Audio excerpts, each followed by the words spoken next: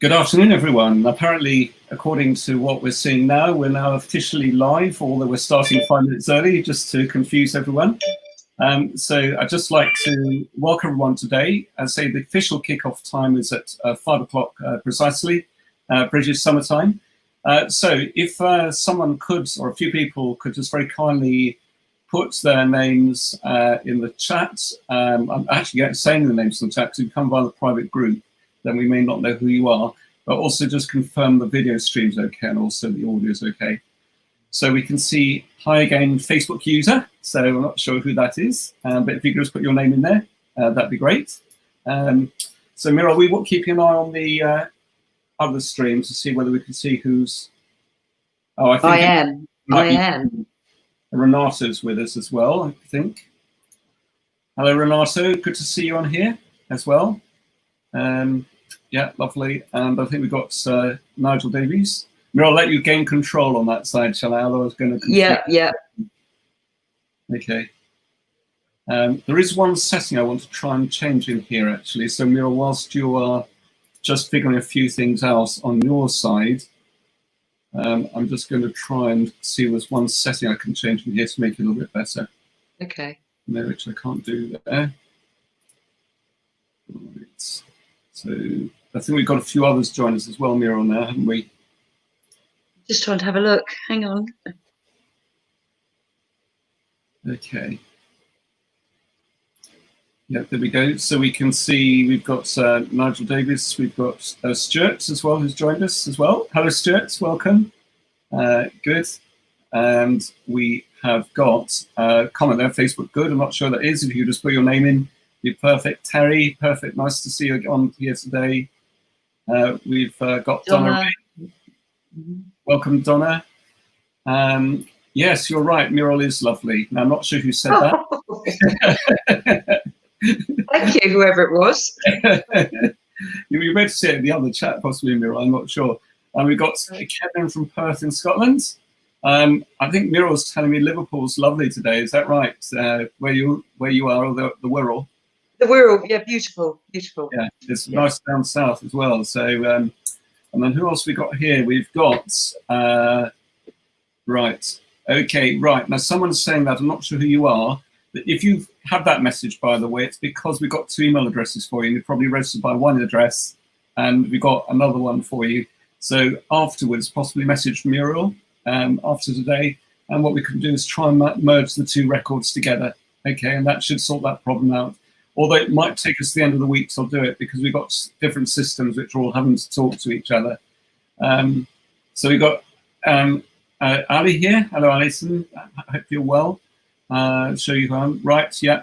Okay, it's a bit frustrating. This is unfortunately it's a Facebook security thing. If it's proving to be a problem, there is a way around it, and that is you can go in via our page. So if you want to go to that, you can go to a shortcut way of doing it is by opening up another tab in your browser, going to businessgrowthbureau.com and putting in at the end /Facebook, and it will redirect you to the page. And the comments come through perfectly on that. Yes, Renata, you're right. There is a delay. Usually one is about 20 seconds ahead of the other. So one is typically about 20 seconds behind. YouTube's about 40 seconds behind, I believe. Who else we got? Nicole, welcome. Oh, yes, that's right, Nikki. Thank you for all your messages. And we've got, I think I recognize that one from Athens. That's Catalina, isn't it?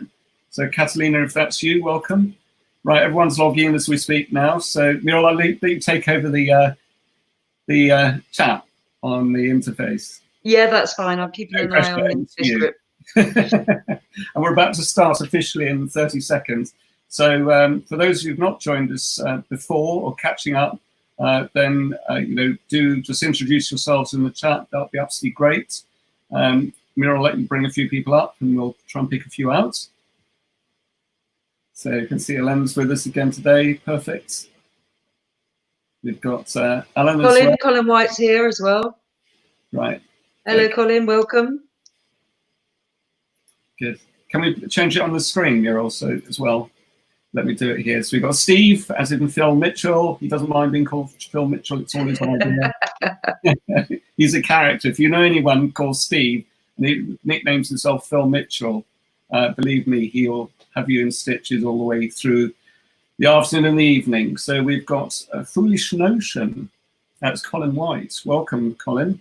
Okay, if you're not a Facebook user, you can join by the page as well, or by YouTube Live. And we've got, okay, lovely. No, we can't, but don't worry. If you're having trouble, just go open another tab up, go to businessgrowthview.com/Facebook. You'll join us via the page, and the comments work fine through there. It's because of the security settings in the group. Unfortunately, it's something you control on your side, which has to be configured. So Simon, welcome. Right. I think that's Tony that was asking, could we see him? But yes, you're there, Tony. Welcome. Right. Okay. Yeah, lovely. So I'm not sure who's. Oh, yeah, we've got Ali. Lovely. You're on Yorkshire. So brilliant. So what we'll do is we'll get started. In which case, we'll just bring up this slide if I can. Right, there we go. So. Yeah, basically today is all about the importance of resilience and building your tribes. Now, it's a slightly unusual heading. I don't know on any people on today, how many of you joined us on the live stream we did a few weeks ago with Neil Lawson. But some of this you will probably recognize from here. I've spoken to Neil, he's very kindly supported me in this, which is great. And as we touched on a little bit about Facebook today, there is just a couple of addresses that you can make a note of if you have any difficulties. So you can go another way and via the page if you want to see your comments come up. And if you don't like Facebook, you can go by YouTube Live as well. So just type in businessgrowthview.com/YouTube-live, and that's another way in. So the feed will work, provided you're coming via those platforms. Now, what we're going to cover today is how to take on the reptilian brain. And let me just switch this other banner off. Sorry about this. Just realised it's still there. Rupert, were you going to touch on a bit of history about yourself? Yeah, I will do that in a few minutes. So thank you, Miriam. You're not going to let me off the hook on this one. So we're going to cover off about how to take on the reptilian brain and win. Also going to explain your 13-point action plan to stay motivated. Fortunately, we've had a bit of good news today from Boris Johnson, I believe, in terms of the lockdown. But no doubt a lot of this is still very relevant because I've sort of seen this coming. How to reset some goals to be your very best. What is resilience and how to get to the top of the mountain, and why building a tribe behind a cause is vital for business success. And obviously we have got the prize and things like that we're going to talk about a bit later on. So moving on from there, fundamentally, we're here to support you in growing you as a person, helping you to grow your business. We're very keen to help you scale your business and help you plug into what we class as a social selling system so that you can target your ideal type of customers, focus around your products and building on your markets and getting your marketing mix right. Now, we will be covering a lot more of this tomorrow, and in particular on Thursday, especially about the social selling side and your products and markets will be tomorrow and Thursday. Now, a few questions for you, and please type in what you feel is relevant in the chat over this. What are some of the key takeaways you took from yesterday as a matter of interest? It'd be really interesting to get the live feedback from you. And also, if you have some thoughts about what is the one thing that's happened to you that's helped you to define who you are today and what makes you today, or put it another way, what would you say most inspires you and why? So a couple of quite complex questions there, but if anyone's got any feedback, please do type that in. It's always really appreciated. And what we'll do is we'll try and pick on some of those as well. Now, Muriel's been pressing me on this point. She's also having to deal with a call from someone at the moment. Been pressing me on a particular point, and that's to share a little bit about myself, which I perhaps skimmed over a little bit yesterday. But fundamentally, I suppose I'm a fairly stereotypical entrepreneur. I love creating solutions that people actually want. I'd love to make sure in different shapes and form that we can make a difference. And also I feel it's very important we build on what we class as circular relationships. And it's at times like this when it's so important because it's a way of actually bringing people around who's keen to see you succeed, but it's also a way of giving back. Now, in different shapes, from around a number of businesses over a period of time. I've done a bit of software development before, and also ran a company which grew to employ about 65 people about 12 years ago. And at its peak, we were handling 30,000 calls a month. I've got massive amounts of TV and national press coverage as a consequence. And you've got a little bit of a clue in it because you saw some pictures of our little puppy yesterday and also our dog we had last year. It was all to do with the pet sector. We did a lot with insurance companies and pet retailers as well. So fundamentally, I love working with people, building tribes, and hence we've gone through a little bit of migration of business growth here, especially in the last 9 months, where we've taken the organization and turned it much more into a membership organization. Because I'm not a great lover of business which are very transactional. Because when you do a piece of work and the transaction finishes, then potentially the relationship finishes as well. And I don't like business particularly like that. I like to feel that we're having some form of long-term effect. So moving on from that a little bit, basically what you have is a scenario at the moment, which I think we've all been affected by to a degree, but also, in terms of where we're going to take our the future businesses, we've got to be able to deal with the reptilian brain. And of course, when you get to a situation of fight or flight, then we don't always make very wise decisions because the emotive part of the brain kicks in. I think you saw this slide yesterday, but it tends to impair logic and also with potentially devastating effects. And I'm going to share something with you a bit later on, which particularly illustrates that point. Okay, and of course, if you look back when we were all working together, if we back 10,000 years, 20,000 years, when we were much more in the hunter-gatherer mode, the rule about fear and flight was very valid, and that's still valid today. But by the same token, you've obviously got to apply quite a bit of logic to it for it to make a lot more sense. Now we've got quite lucky actually because we had a fantastic guy on the live stream about 6 weeks ago. I don't know whether this gentleman is on today, but he's probably going to feel very embarrassed. But we've got a special supporter in our community who almost looks like a slightly older version of this. And Muriel didn't even know this one was coming up today. And I'd like to also give a bit of a special thank you to him. And his name is Neil Lawson. Neil Lawson is ex-Special Forces and is a record-breaking adventurer. A bit more on that in a moment. And if you want to actually see the live stream on this, you can go afterwards to the website and choose the TV video drop down, pick on previous live streams, or choose the previous live streams.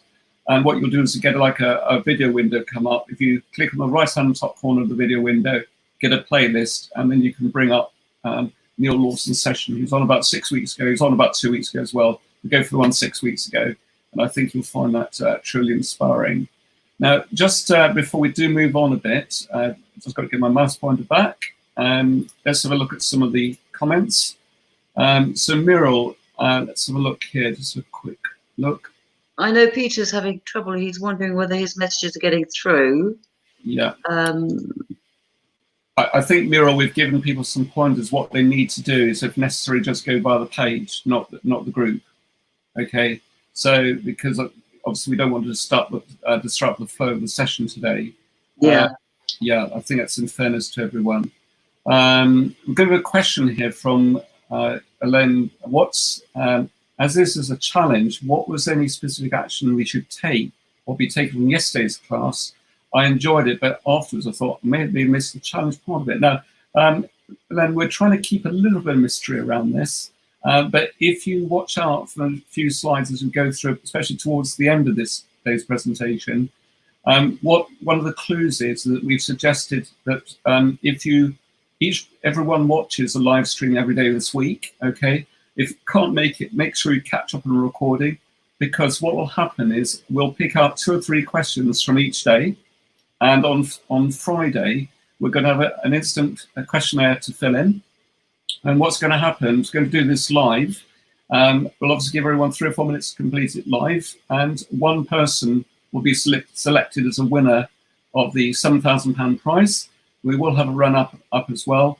And there'll be a little bit more information or a few more clues on that a little bit later on. But I love the question, Elaine, and obviously I'm glad the mystery behind it is teasing your curiosity, let's put it that way. So let's have a look here. We've got Lucy.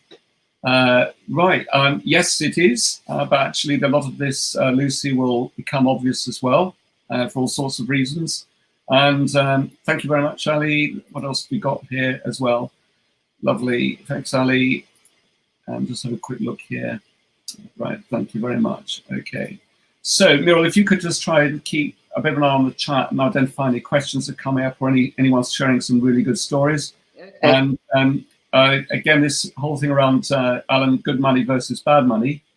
Thank you very much for that. We will be going into a little bit more detail on that tomorrow as well. Right, so let's move on. So a little bit more about Neil. Now, Neil, if you are here today, can you just type in the chat and just let us know you're here, actually. It'd be really nice if you knew that. It'd be fantastic. And with that in mind, a little bit of a background on Neil. He's a serial adventurer. The picture on the top left is him with Bear Grylls at the top of Everest.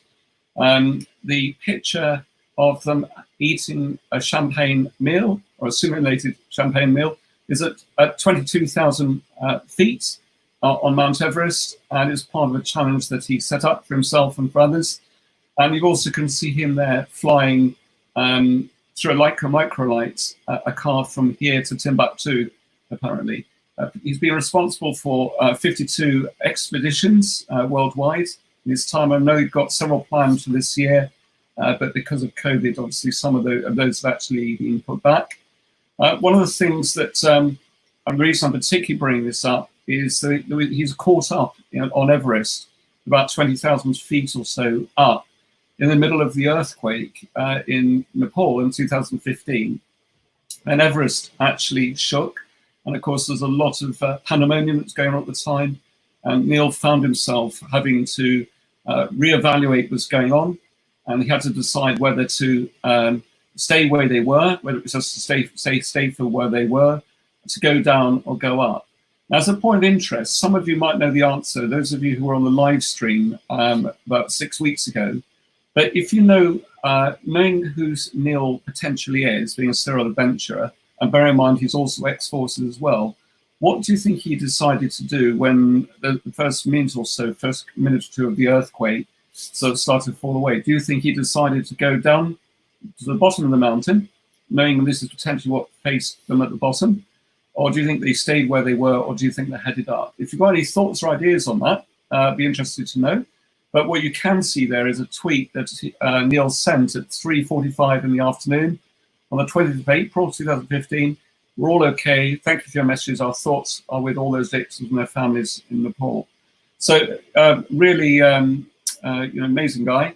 And moving on a little bit from that, these are some of the takeaways that he actually shares. So again, you can get all this from his interview, but really this is a 13-point action plan to stay motivated. And this is very relevant now, especially as many businesses have been quite badly affected by COVID. Hopefully we're coming through the worst now, but clearly controlling those emotions and those inner voices which in your head is really important for making good decisions. Ties in a lot what we talked about around the reptilian brain a bit earlier on. It's also retaining that passion and determination to see things through despite the challenges. If you're faced with insurmountable challenges, break things down to bite-sized chunks or milestones, and that way those challenges seem much smaller. And each milestone achieved, celebrate with rewards. This is a big takeaway from me, for Neil, from a few weeks ago. And celebrate with your team. Imagine, in Neil's words again, think of that chocolate pudding, okay? So if you break things down in that way, then it's all about a series of little wins becoming a big win. And it's about, for mental strength, plan the pathway and the runway, and make sure that you're about your execution plan, and put pressure on yourself to make sure that you deliver. And it's important times like this that we do that, because as we discussed yesterday, it's very easy for people to actually go inwards when we actually should be looking outwards as well. Now, Mira, I'm going to pause this for a second. Is there any particular points or questions that people made or raised? Yeah, Ellen's made a good point about yesterday, so I'll show that because I think that's really valid. Right, optimizing. Yeah, okay, lovely. Thank you very much. I'm thinking, thanks, Ellen, for that. That's really appreciated. I'm thinking particularly in the context of what we're saying today. With Peter, sorry, Peter, it doesn't look like your messages are coming through. I can't see anything on Facebook, so I'm sorry. I can't reply to that. Yeah, so if that's the case, go in via the page, Peter, not by the group. That's the best thing to do. Okay, so you get to that businessgrowthviewer.com/Facebook, just open another tab up, and then when you've found it, just close the other tab down, and you'll probably find everything works as it should do. Okay, so in which case we'll try and identify some other questions in a bit, and we'll revisit those. Okay. That's all right. And let's have a bit of a look at the next one. And really, this is the next part of the 13-point action plan. Also have pride in your reputation. Don't be known as a quitter, okay? That's one of his top tips as well. Focus your attention on others, not on yourself. And that's a very good distraction from the moment you start thinking about yourself and don't put others first, then of course, perhaps you're at risk of losing the plot a little bit. And don't be frightened to try things out, give it a go, and crucially, take action. One of the things that Neil was sharing a few weeks ago was how he lost his life twice. I can't remember the first instance, but I seem to remember, I think this was flying his microlight or something like that. Something went a bit wrong for all sorts of reasons. And he managed to drop a few hundred feet, which wasn't terribly good, but fortunately, absolutely fine. And also prepare for the unexpected. Now, one of the things we'll talk about tomorrow under one of the pillars or strategies is about your breakability factor. So it's what can scale, but it's also what can break you. COVID is one of these very unexpected things that came along. But equally, you know, we had a major recession 10, 12 years ago, and obviously we're at risk of having a sustained recession with what got now, although hopefully, if we can believe the Bank of England, what they said yesterday, it's going to be short, you know, by the middle part, end part of next year, we should be back to roughly where we were before, as it were. So moving on to point number 11, create situations where you have to act to get things done and make sure you test it out. Testing is very important, but sometimes don't be frightened of a bit of real time and R&D. And a little bit of a tip around this, around products, for example. What I see happen a lot, we'll talk about this a little bit more tomorrow as well, is people will strive over perfection in creation of their products, and they then therefore never get on to actually market it. Now, in reality, when we started to repackage elements of our service in July and August last year, around really 12 strategies or 12 pillars, we didn't really know how close we were to what people actually really wanted. We had a really good idea because of my years of experience in working with lots of business owners, but we didn't know. So what we did is we ran lots of focus groups. And in fact, that's how we met Steve who's on with us today, and also Alistair, which was on us yesterday too. And the amazing thing with focus groups is people, if you ask them, people will tell you, okay? And that was a great insight to us. In fact, interesting enough, some of those people then became clients, which was even more exciting. So if in doubt, you know, test a few things out, try them, ask what people think. Ideally, not people who are immediate friends or family. Go to other people who, and actually test out with real money as well. At the end of the day, people will tell you quickly enough whether you're on spec with something. They'll either buy or they won't buy, if that makes sense. But now that's also a little bit of an example in a business sense.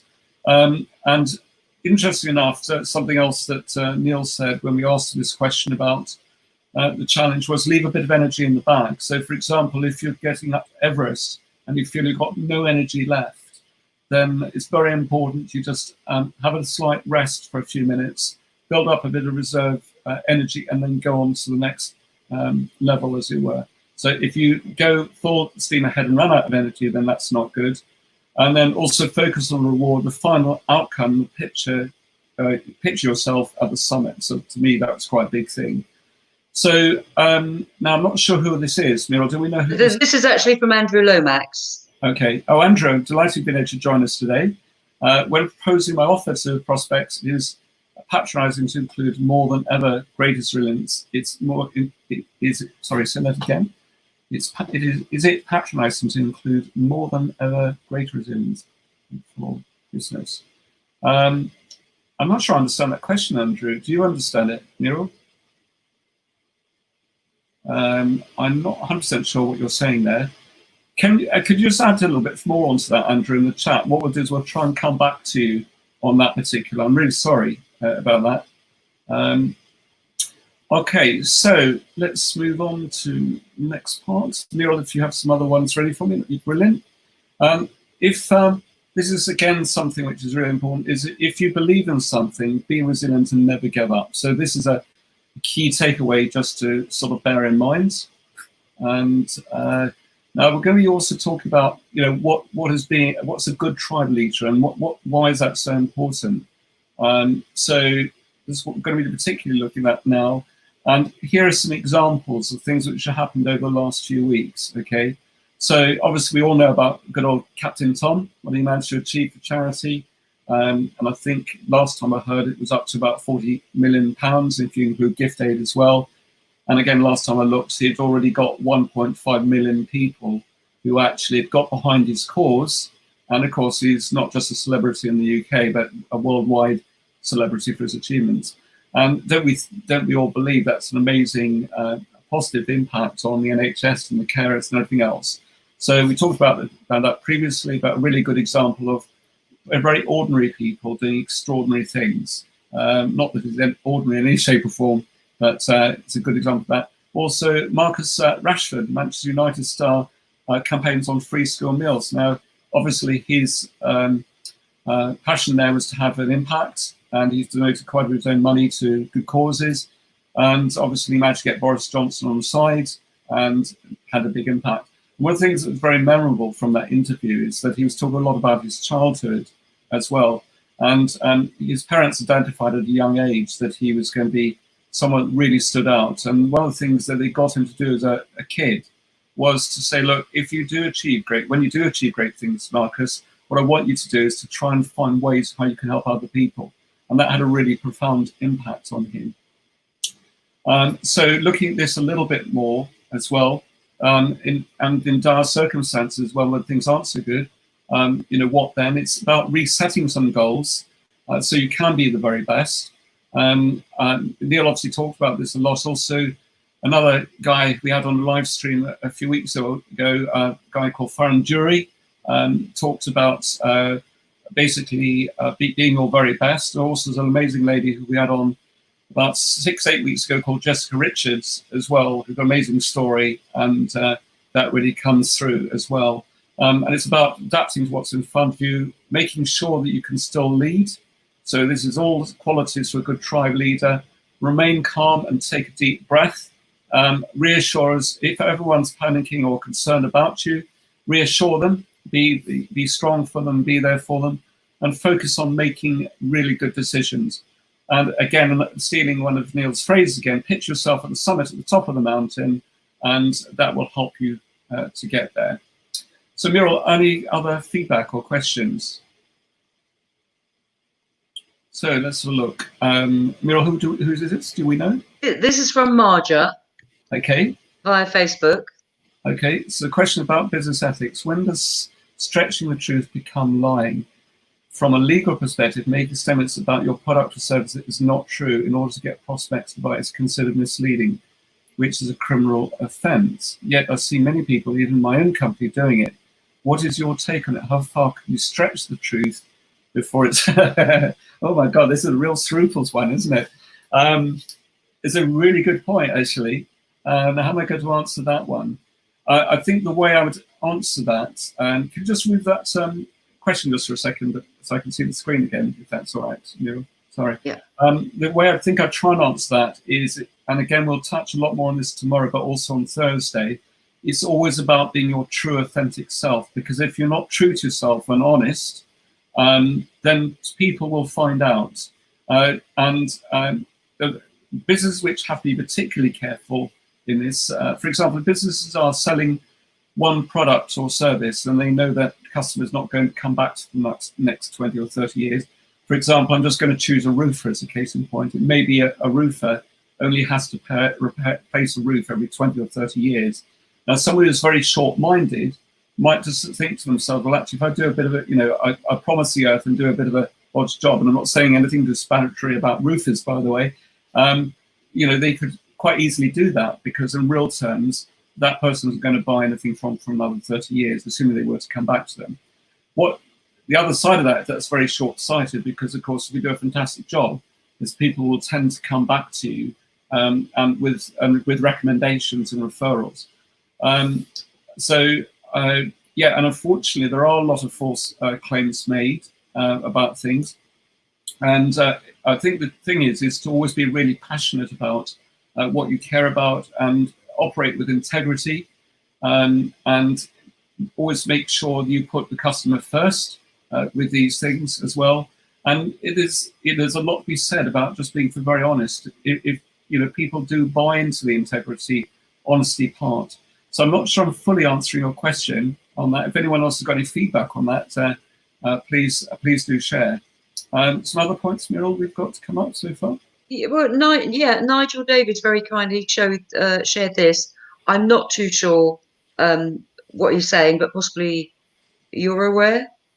So as you know, talk about resilience changed my life and perspective and things. Always is worth talking about. Yes, Nigel, obviously I've got to be a bit careful, because I know you shared some things with me in confidence, and I don't want to risk divulging anything that you said to me privately. But at the end of the day, I know at different times you found yourself in difficult positions, perhaps because of being seen as part of a minority group in different shapes or form. And that is where real resilience comes in. And in fact, I'm going to be touching on this a lot more in just a second as well. And it is that inner strength. I know when I was very young, I was brought up in a very strict Roman Catholic family. And as a teenager, I never had a lot of confidence as a consequence. Now, you could argue for quite a while that actually held me back, but actually, in a strange sort of way, it made me much stronger in different ways. And also because, if you don't mind the language, I was a real short ass. I think I'm 5'6" now, but I think in my teens I might have been 5'2" or something, God forbid. I was always seen as the butt of the joke at school. So, and you had to learn how to deal with that, manage that, and to be strong. And we all have these challenges to bear, and also there can be life events. I had a situation 12, 13 years ago. This business, which on one hand was really successful, we had 160,000 members, but suddenly we found ourselves in a position where we sort of ran out of cash. We were growing at such a fast rate. And that nearly cost us, without giving a very long story, we very, very nearly cost us our house. It's very, very humiliating as well, very, very humbling. But again, it's through those experiences we can learn to be strong and help other people. So I don't know whether that helps a little bit. Is there some other points there, Muriel? Yeah, Rupert, can you do me a favour? Gary's having trouble on Facebook. What's the link for YouTube again? Yeah, so very simple. It's very easy way of going to it. It's businessgrowthbureau.com/YouTube-live. Okay. Excellent. Hope that's helped, Gary. Yeah. Okay. In fact, the other way of doing it is if you go back to the confirmation link that you received for today, we gave you a primary link to go join via the closed group. We gave you a secondary one, which is the page. We said if you've still got difficulties, go in via the click this third link, that will take you into YouTube Live. So you'll find that there if that is helpful. So let's have a bit of a look through some of these, if that's all right. So, Muriel, is there someone else you've identified, or shall I have a quick look on my side? Yeah, Donna Ray's made a good point here. Right. Okay. So Donna Ray saying, key takeaway: LinkedIn profile insights. Look forward to more on this later in the week. What made me who I am today is treating others how I'd like to be treated. Don't watch bullies in the workplace. Treat colleagues badly, or treat colleagues badly or unfairly. 100% agree. Yeah. And again, it goes back being true or authentic to yourself.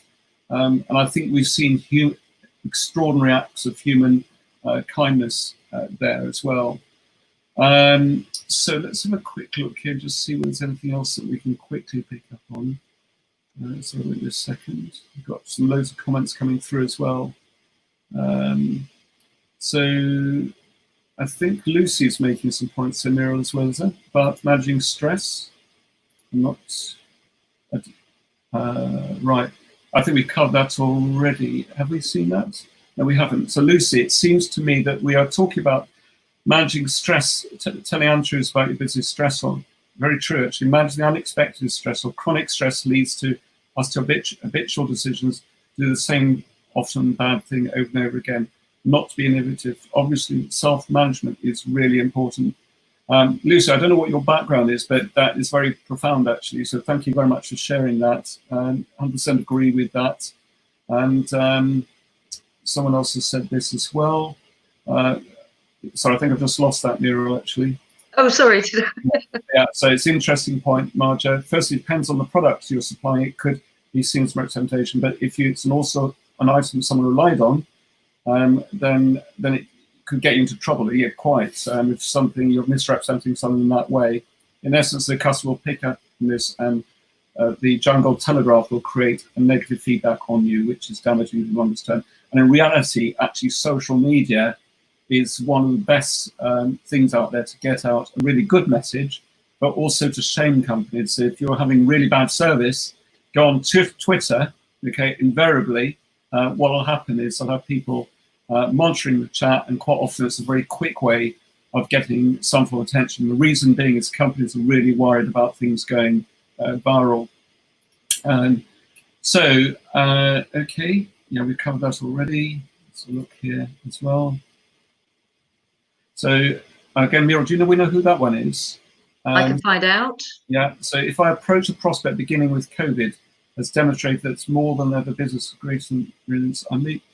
If I approach a prospect beginning with COVID, has demonstrated more than ever business need greater resilience, I may be able to slightly significantly reduce your transit packaging costs. Is that? Yeah. No, that's come from Andrew Lomax. All right. Okay. All right. I think I sort of get the context of that. What I would say at the moment, it's not, it's 3 months ago or 2 months ago, to lead with COVID might have worked, but always really asking about things from the other person's point of view. So it would be just asking whether they're well and whether their family's safe and well. But ask the question with honesty and integrity. I know, Andy, you're one of these people who's very focused around that as well. And actually, if there's anyone here who wants to meet someone who's shown extraordinary resilience, again, don't want to share anything you've said to me confidentially, Andrew, but Andrew is your man. He's someone, he and his family have shown extraordinary resilience over the last 16 or 17 years. So in those situations, I would lead in much more about the other person, find out what their actual needs are. If they'll soon tell you, in effect, by what they're saying behind the scenes, where it's a good time to speak or not. Now, obviously, yes, knowing your product as well. With that particular product, it is a way of significantly reducing costs. But and fundamentally, people are still buying at the moment, so it's important to understand that. But it is just in a case of going in such a way and asking the right questions. If you ask the right questions, people will soon tell you if they're interested in what you have to sell. I very seldom lead in with our proposition to start with. I'll find out all about the other person and what their needs are in their business. And then I might then lead in with the solution if the opportunity is right. Okay, and this ties in a lot with what we class as a social selling blueprint, which we'll touch on tomorrow, go into more detail on Thursday. Yeah, and I think Lucy's sort of answer to Andrew as well here. Yeah, okay. So, sorry, can we up Lucy's comments there, Muriel? Yeah, it's there. Oh, right. Right, okay. Yeah, okay, lovely. Thank you very much for that. Okay. Right, we've got one for you here, Rupert. Yeah. And that is by Kevin Gordon. Right. Okay. I suppose some of this goes back to business books as a case in point. So there's several books, for example, which I found really inspiring. So, for example, there's Michael Gerber, who's written a book called The E-Myth. That's for people if you're really interested in growing and scaling a business. There's another book called Black Box Thinking. Can't remember the name of the author of that, but it's really, really good, that book. It's a little bit heavy, but he's very good at demonstrating all the potential points of opportunity or failure or breakability, but telling it in a story form, which makes it really, really real. The only thing I would say is I made the mistake of reading the book quite late at night, and I wish I hadn't, because it started off with something which actually was really quite upsetting. But I don't want to tell you what that is, because just go out and look on Amazon or go to your local bookshop, support the local bookshops, look for Black Box Thinking, it's a great one. And then people like Simon Sinek and others for me are a major inspiration as well, and some of the fantastic things that people have done out there. But thank you for that question. That's a lovely one. So, right. So what we'll do is we'll move on for a little bit, and we'll come back to some of the questions in just a while. In a second. Thank you, Rupert. I couldn't find it to remove it. I know it's the comments come up so quick. It's not to keep track. I've just lost my slides now as well. Wait a second. Okay, you got to that one there. Yes. So this is another phrase which Neil used again.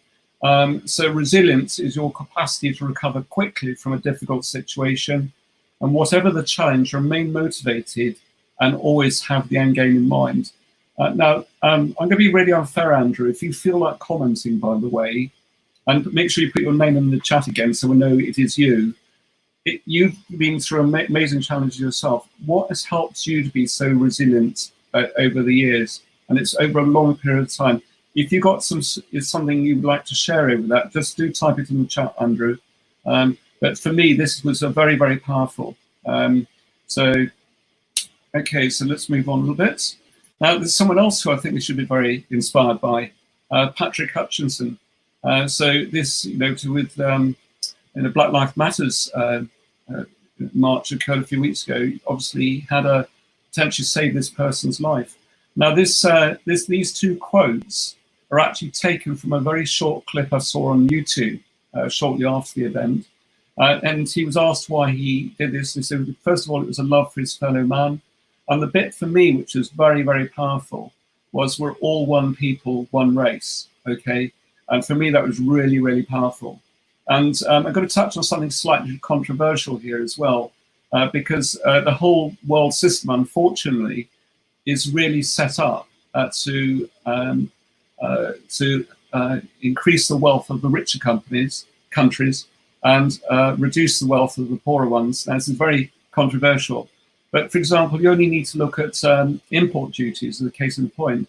Why are many countries taxed for imports? So if you took parts of Africa as a case in point, you've got countries there where people are barely making any form of decent wage, and yet you're taxing their goods to come into our country or in the United States or elsewhere.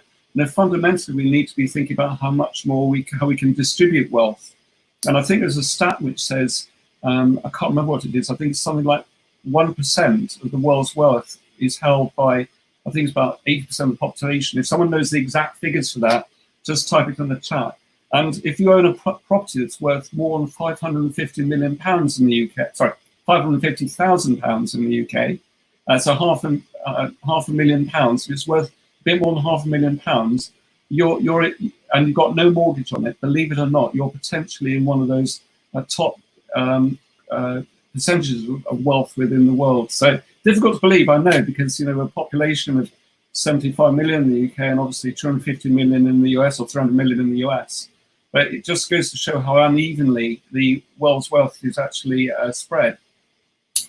So, right, so who else do we know who's very good at manipulating a crowd? Okay, actually, what was that point there, Neil? Okay, Michael Shepherd has put this on, so it's a really good statement. So I'm pleased to say that most of the companies that I'm working with have always put COVID behind them regarding more a springboard, which is driving new product development, new market entry. So that's an interesting one, actually. So that's an example of the company which Michael's heavily involved with is continually innovating. They're a German company who's got worldwide sales, and they focused on servicing the needs of those customers really well, but stayed very strong on product development. And interestingly enough, there was actually a documentary I saw last night about McVitie's biscuits, and they were talking about the COVID scenario.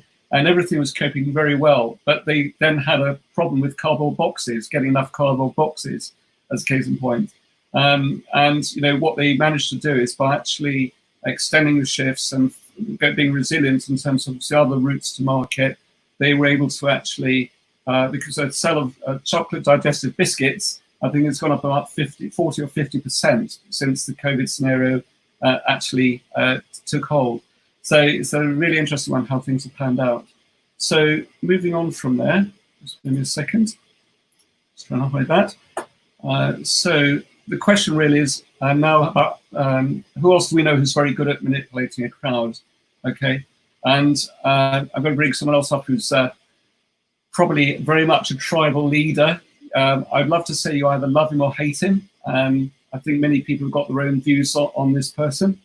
But if I was to bring it, putting our own instincts and feelings to one side, whatever you believe, does he know how to play the media, mobilize a crowd, and work social media? Okay, obviously he's a master at Twitter. Most campaigning presidents would have had to spend hundreds of millions, possibly even low billions, on terms of campaigns to get the publicity that he's managed to get without having to pay for it. And a lot of it is by you manipulating social media, and obviously Facebook and many platforms have had to be very careful. In fact, I think one of his tweets got removed last week because it was decided it was racist. So a very good case in point. The reason I'm bringing this up is you can have good tribal leaders, you can also have some bad ones. And I'm not going to try and pass aspersions on our US president, as it were, but by the same token, I think you get the point I'm trying to make with this. Now in terms of how you can work your own tribe, of course, we've got great tools in the toolbox which are available for free. So we have got social media, we can write lots of content, we can use video conferencing, we can use webinars, we can do live streams like we're doing today. You can create podcasts, email marketing, of course, obviously it's very saturated space now, but can work very well. You can do online networking or groups, and of course that's come into its own quite a bit since the COVID scenario. And you can set up and run online groups. But there are a few things which we should consider. So first of all, if you already got a massive presence, you've got a massive following on Instagram or Facebook or LinkedIn, then to be able to leverage your online presence is pretty straightforward.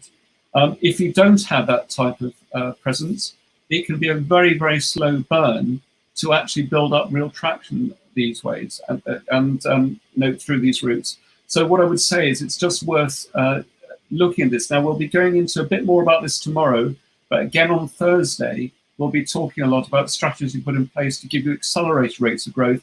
And also the really nice thing is there's a very ethical form of approach where you can get people warmed up to the point where they're actually asking to have those conversations. So I'll be giving you a little bit more information on that in just a second. But before we do, let's do another little bit of a break and just see what a few people are saying. I thought this was quite funny from Stuart. Yes, no, exactly. Okay, so a few people are giving a few tips here. So let's pick some of these out in a second. Yeah, we've already covered that. Sorry about that. Black box thinking. Yes, again, look that up on your closest local bookshop. If you must, go to Amazon, okay, and you'll be able to find it there, okay. I think it's got a red cover on it from memory, actually. But anyway, it's worth just thinking about. Yes, so the 12-week year at the moment. It's really interesting line with a couple of your slides. Elaine, tell us why. Tell us what you like about it. It'd be really interesting to know. And here's the Amazon link for it. We really must stop supporting Amazon, mustn't we? I'm just as guilty of it, I'm afraid. But thank you for sharing that, Elaine. And then anyway, it's in the chat if you want to. Well, some lucky winner can use their voucher, can't they? They can. They can indeed. So Alan Sutton is saying, my audience are highly skilled and very well qualified. Professionals run a niche consultancy which provides business with guidance, select assistance. Right, trying to see this. Right, okay. Work with a client. Yeah, that is a really good point. I think I understand what you're saying there. If I understand what you're saying, Alan, apologies if I got this wrong.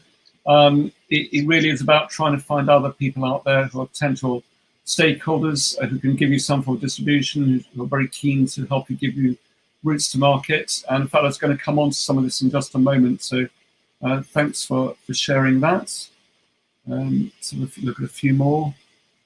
Okay, right, so we've got, right, okay, lovely, thank you very much. Okay, if you've got any thoughts on that, do share with us. Right, I'm starting to need to save on overheads.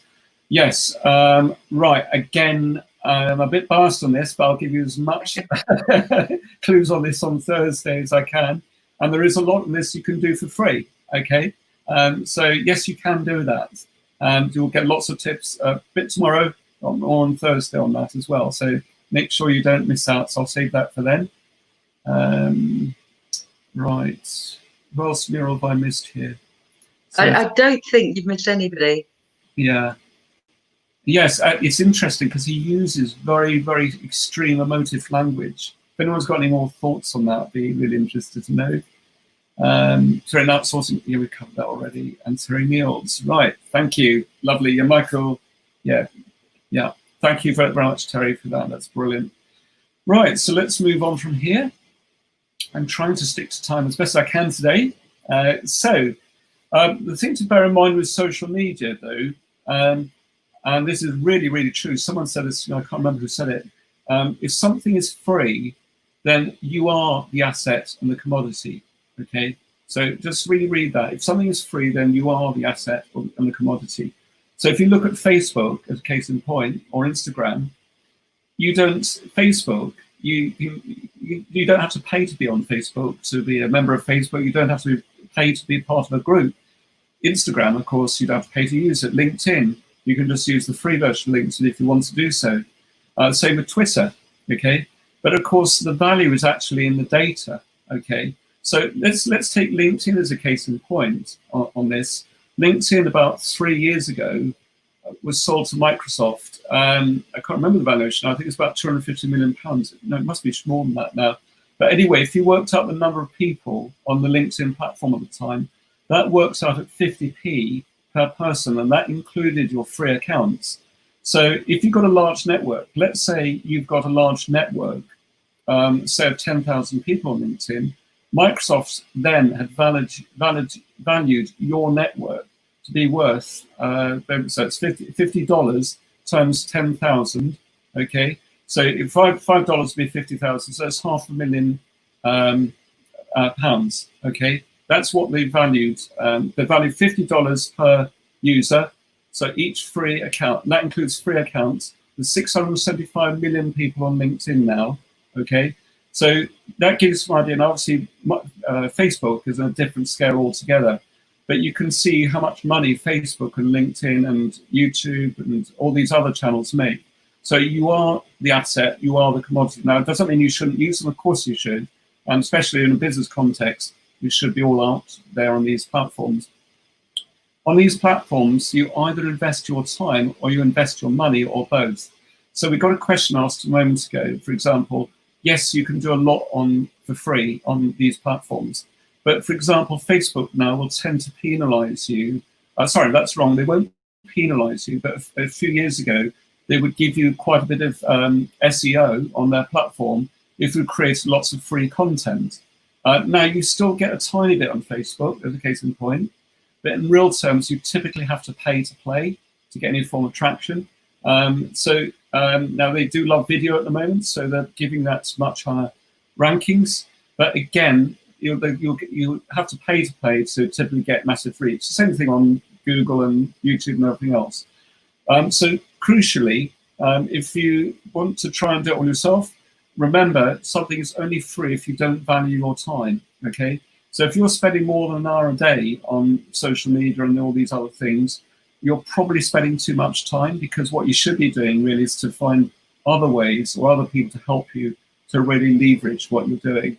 Now, we'll be sharing some other tips on this as we go through Wednesday and Thursday in particular. And on Friday, we've got a whole prize based around all this stuff as well. So I'm sure you're going to love this stuff. Right, so moving on a little bit from here. Just making sure I missed something. Here we go. So referrals. In fact, interesting enough, because of some of the questions yesterday, I realized that there was a bit of content I need to put in here today. So to be a good tribe leader, it's really important to present yourself as the expert, but only if you really are the expert, okay? Because again, if you aren't really the expert in that space, people will see through that lack of authenticity. So one of the things you'll notice today, for example, and one of the problems in the coaching mentoring space, for example, is massive amount of plagiarism that goes on, okay? And I'm sure a number of you probably will know that. Now, one of the things, Neil, for example, was very kind the other week. He contributed his time on a live stream. And I spoke to Neil a few weeks ago and I said, look, I've re-listened to your footage several times. I love it. Are you okay if I take some of the key parts of what you said and base it on part of the presentation today?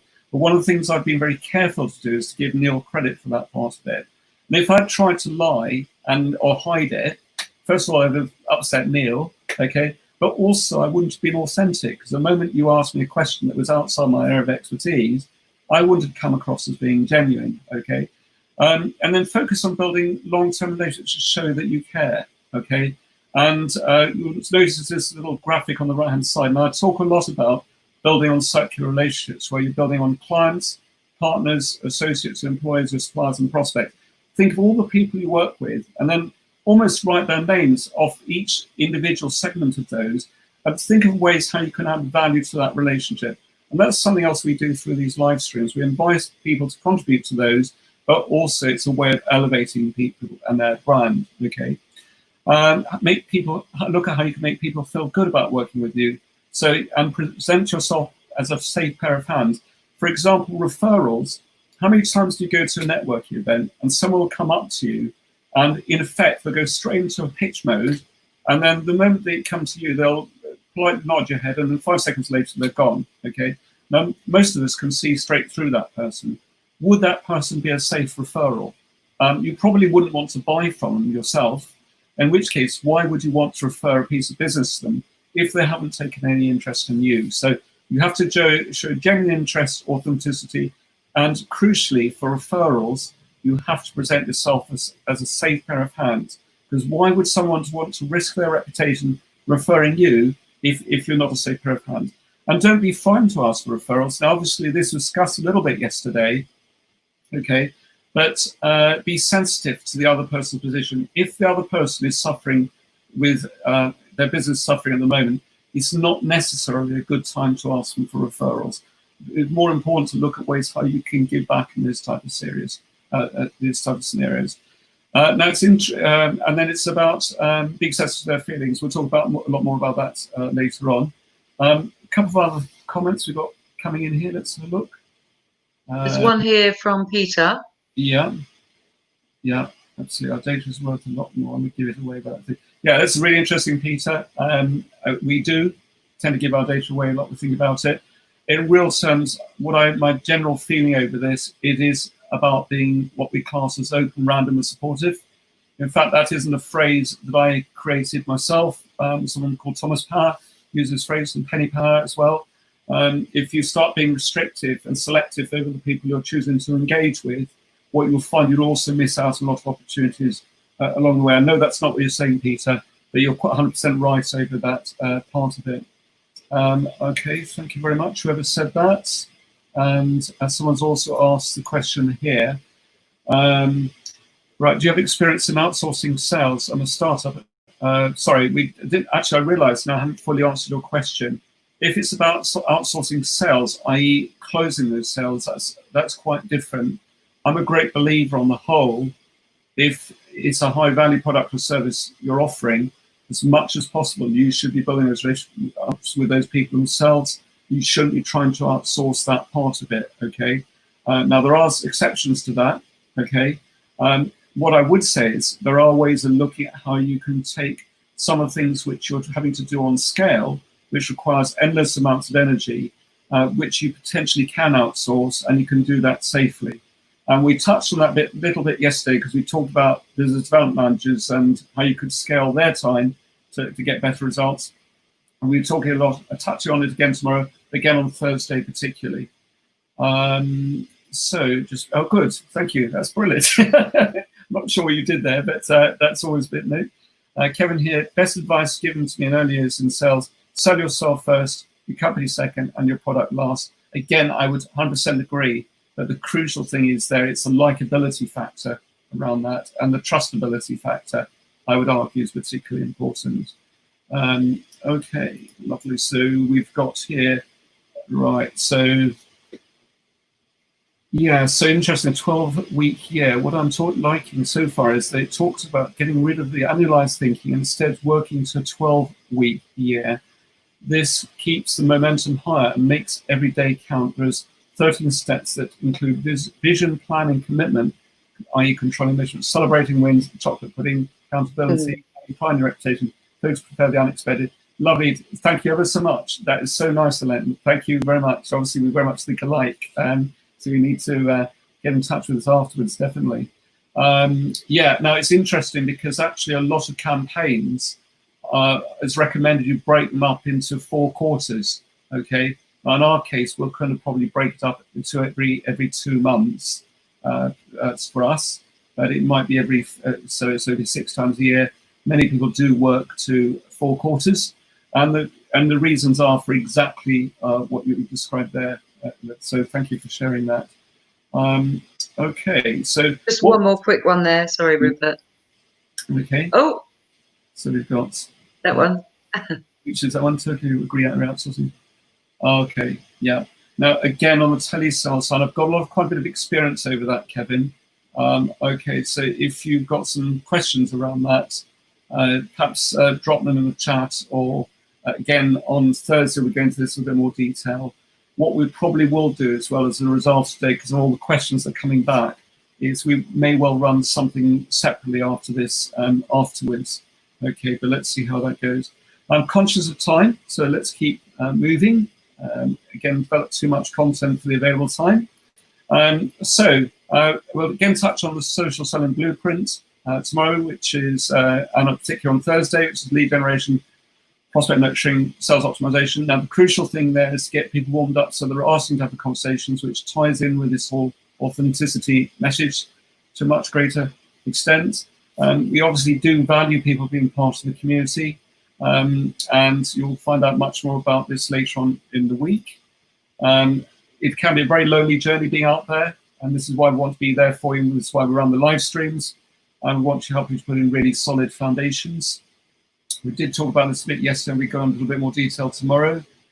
I won't go to any of our packages today, but obviously we do have a series of done with you packages, which obviously do require a larger investment because it's very people intensive, but that doesn't enable you to buy scale.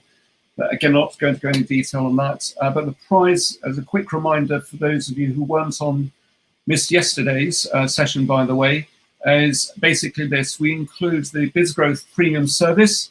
And give you the ability to run your own campaigns. We give you 2 pieces of software to actually help you do that, which includes a CRM solution as well. That's all built in. We also give you a laptop as part of the package, as part of this prize. Give you group code, and you also get full member benefits for 12 months, and that's worth 7K for 12 months. And one person will win that on Friday. And what you need to do, broadly speaking, a little bit of clues for that as well, by the way, is just for a bit of clarity. If you've missed one of the sessions, like yesterday's session, for example, what I'd recommend you do is you watch the recording, make some notes from the recording, okay? Because that will stack you up in your favor, and the same applies today. If you feel you missed a couple of things, just revisit the recording, make a few notes, because bear in mind, if you win that prize at £7,000, it is going to be worth the effort, plus all the learning you'll get from it as well. So a little bit of a tip there for Friday. In fact, we just covered this today. Okay, and you can access the recordings either through the closed group, fast group. You can also see it on the page, and you can also see it on YouTube as well. Okay, so what we've got for tomorrow is we're going to be, we've already covered market insights and the importance of resilience in building your tribes. Tomorrow it's going to be about the 12 strategies for growing your business and also putting a lot of scale into your business. If you're not interested in scale so much, the first 8 pillars are really around growing a business. The last 4 are really about really growing and scaling your business. Okay, we'll be covering That's tomorrow. On Thursday, about the social selling blueprint, we'll be giving you lots of top tips on strategies on how to get the best out of LinkedIn. And we talked about profile optimization, so that's important. Your action plan, we'll be discussing this on Friday, and I'll be sharing lots of market insights on that, both for what's happened this year and moving into next. It's really interesting, I think, on this list of questions we got here. A lot of questions, what we'll be finding is a lot of the questions will be answered, if they haven't already been answered over the last 2 days, it should certainly be answered over the next 3. So I'll be giving my thoughts on this for the rest of this year and into next. I'll be discussing some strategies to put in place for that as well. Now, right, just bear me a second. Mira, could you just move the comment for a second because I can't see what I'm doing. Sorry, we'll come back to them in just a moment. Right. So that is what's going to be covered tomorrow as part of the 12 pillars. So it's about your inner motivation, your why, your business growth and sales plan, your brand assets, your marketing mix. We'll look at what should be your balanced product portfolio and your intellectual property. We'll also be looking at a way of protecting your intellectual property as well, but it's not what you would expect to hear, okay? I'm not going to give you any more clues on it because it'll spoil it, but there's going to be something there. We talked about plagiarism as a case in point, okay? Well, there's some little tips I can give you there, which will help greatly with that one. And your leads and teams, your systems of finance and scalability. And we've got, what we'll do is we're going to, in fairness to those people who joined us today, I will make sure we draw the competition in the next minute or so. We will stay on for a bit longer for those people who want to stay on, and we'll do some questions, but I will make sure we draw the prize the next minute or 2, okay? So as a quick reminder for tomorrow, you just need to go back to this URL. So Muriel, can you copy and paste that URL into the chat window, actually? So just make a note of that, everyone. Just write it down. So businessgrowthbureau.com/challenge-confirmation, okay?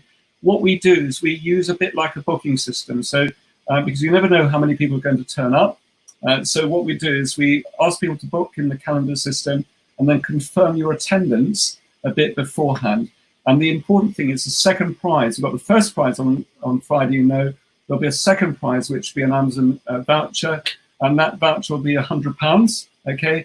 And what we're going to be doing is we're going to be looking at your attendance over the last few days as well. So make sure you come in this way as well, because we'll know from our database as to how many days you've actually attended.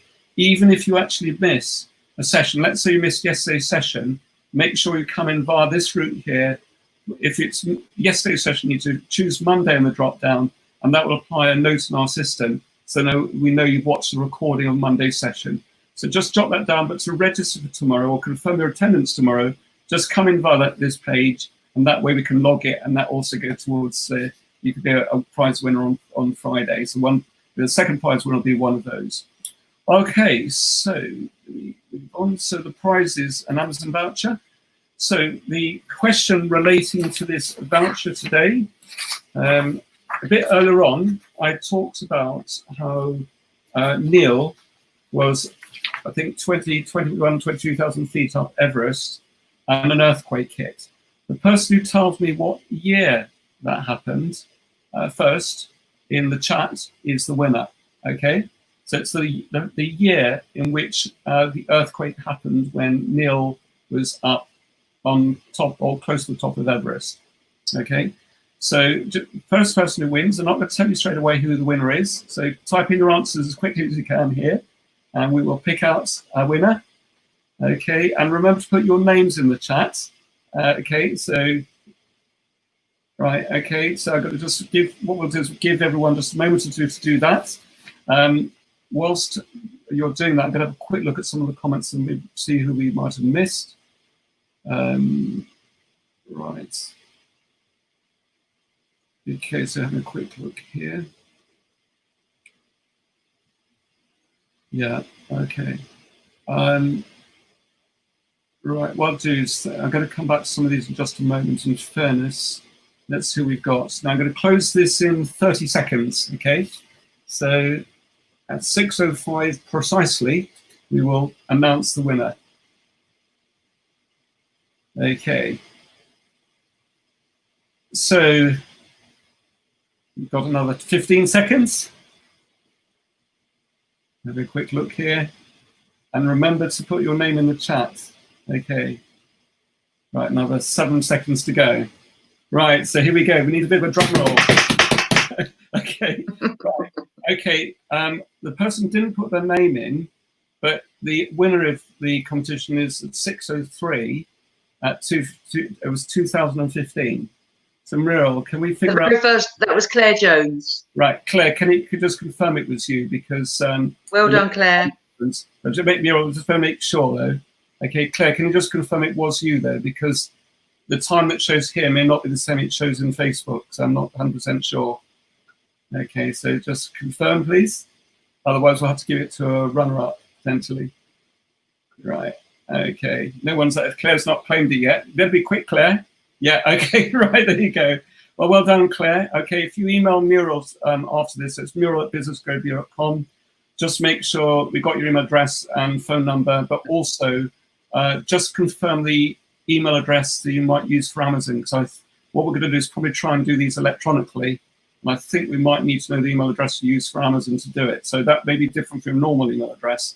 Otherwise, we might send the £20 to the wrong account, okay? Right, so in terms of the core session today, we've covered everything we planned to do. Sorry, we overran by 5 minutes. But what I'm going to do is stay on for a few minutes. If anyone wants to stay on for a few minutes, we will try and deal with a few outstanding points and questions. Give me a second, let's have a quick look here. Right. So Ellen was saying, I work on eight-week goals myself. So it's interesting when questioning should be question 12. Yeah, so there we go. Another reason we think alike, Ellen. This is dangerous. Okay. So Muriel, I'll just take control of the chat for a minute, otherwise I'm going to lose track of things. That's all right. Okay. Go on from here. Seems to be diverted to a different live stream. We'll watch replay. Okay, Valerie. Not quite sure what's happened there. Valerie, I'm not sure you're still with us or not, but if you are, going via the page next time or via YouTube, if you look for the live stream, that way you should be fine. Just ignore me. Put the comments in the group afterwards, but it's not 100% reliable in this way of doing it. Okay, so right now, good question. I'm not sure who's asking that question. The answer was Neil actually decided to go up. Okay, he didn't go down. He decided to go up with his team. Once they'd all collected their thoughts, re-evaluated themselves, they actually decided to go up. So that is the right answer. Fantastic. Okay, thank you very much, Alan. Appreciated. Yeah, when the earthquake happens, 2015. Yeah, David Jameson stayed here still. Yeah, right? Right, okay, I love it. Very good, very good. Just so you just got the joke. Brilliant, love it. Okay, so some people have got a sense of humour here. Brilliant. Okay, so look. If there's anything I've missed here, do let me know. Okay, my suggestion would be, if you've got a choice, if you're having trouble, try the Facebook page. If that doesn't, it will work, I promise you. Okay. If you're watching on YouTube, YouTube is fine as well. Okay. So we'll go. If you're having real trouble, forget about the group. Just go via the page or by YouTube. Okay. There we go. So the answers that people are given. Right. Have a look here. Alan. Okay. So stuff. Lovely. Thank you very much for sharing, everyone. Okay. Don't worry though if it's in the wrong chat, because we actually do see it centralized here. Okay, so if it comes in via YouTube or Facebook page, we do still see it. So Keith, so glad you're here with us today. Thank you for that. Great someone's interactions. Looking forward to tomorrow. Lovely. Thank you very much.